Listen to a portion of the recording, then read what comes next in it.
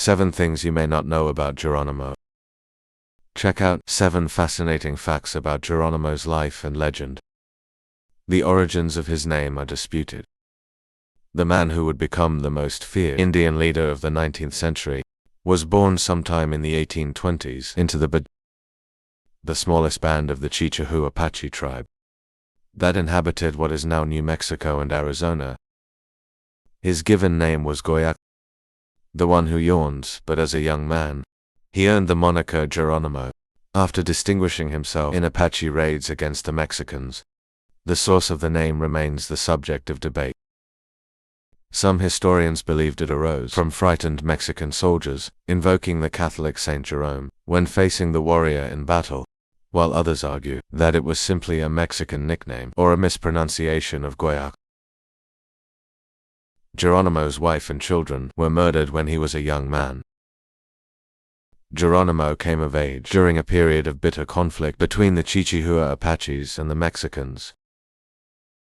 In response to the Apaches' penchant for staging raids to gather horses and provisions, the Mexican government had begun ambushing Apache settlements and offering lucrative bounties for their scalps.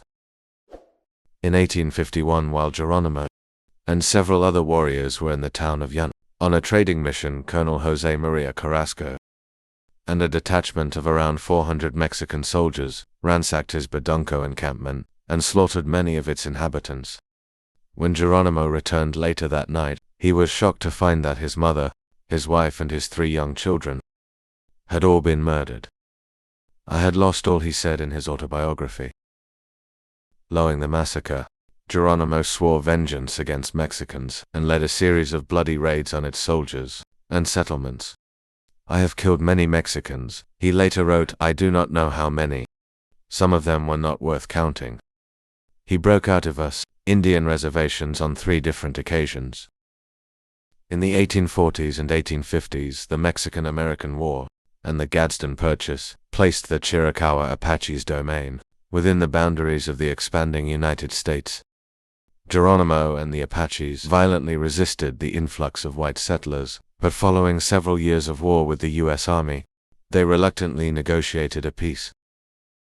By 1876, most of the Chiricahas had been shipped to San Carlos, an arid and inhospitable reservation located in Arizona. Geronimo avoided the reservation until 1877, when he was captured by Indian agents and brought to San Carlos in chains. He tried his hand at farming, but like many of the Cherokee, he longed to be free in his homeland. Geronimo and his allies would eventually stage 3 escapes from the reservation between 1878 and 1885 each time. The Apaches fled south and disappeared into the mountains, only resurfacing to conduct marauding expeditions on both sides of the U.S.-Mexico border. During his second breakout in 1882, Geronimo even staged a daring raid on the Apache reservation and forced several hundred Chichehuas to join his band, some of them at gunpoint. By the time of his final breakout in 1884, Geronimo had earned an unparalleled reputation for cunning, and stories of his ruthlessness, both real and imagined, were front-page news across the United States. Geronimo's followers credited him with supernatural powers.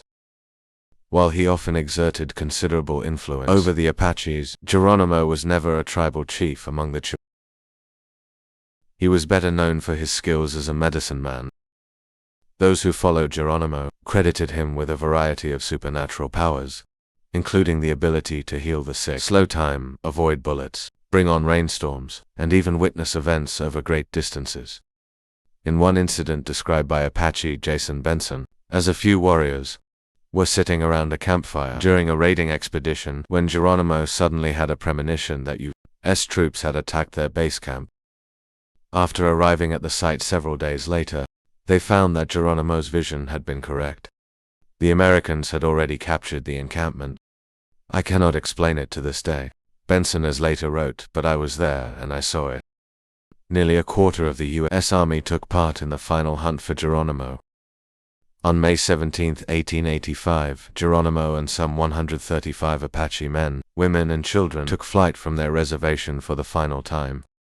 The famed warrior was then in his 60s, but he remained as determined as ever, often pushing his group to cover as much as 70 miles per day to avoid the American cavalry and Apache scouts on their trail.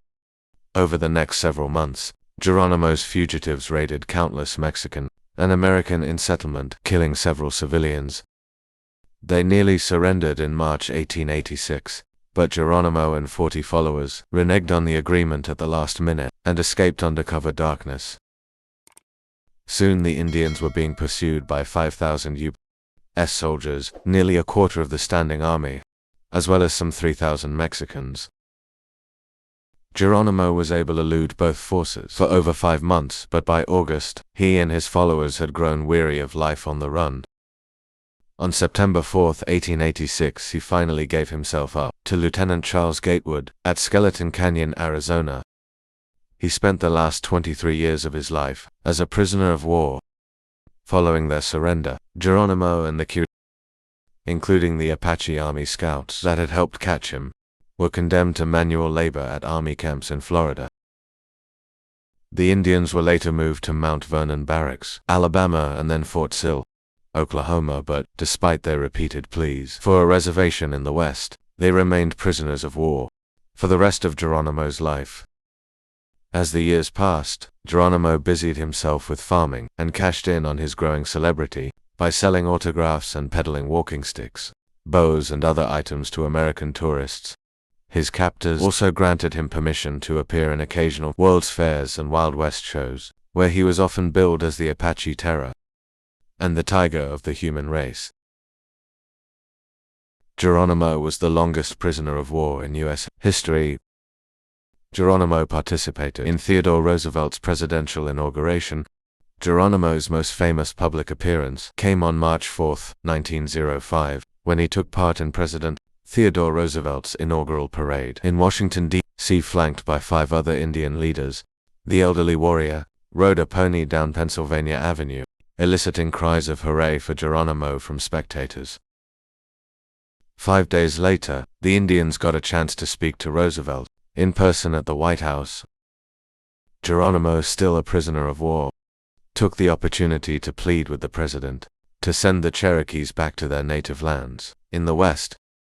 "I pray you to cut the ropes and make me free," he said. By then, nearly 20 years had passed since Geronimo's surrender, but Roosevelt turned down the request out of fear that war would once again break out if the Apaches returned home. The federal government wouldn't free the Cherokee until 1913, for years after Geronimo's 1909 death from pneumonia. Thank you for watching and listening.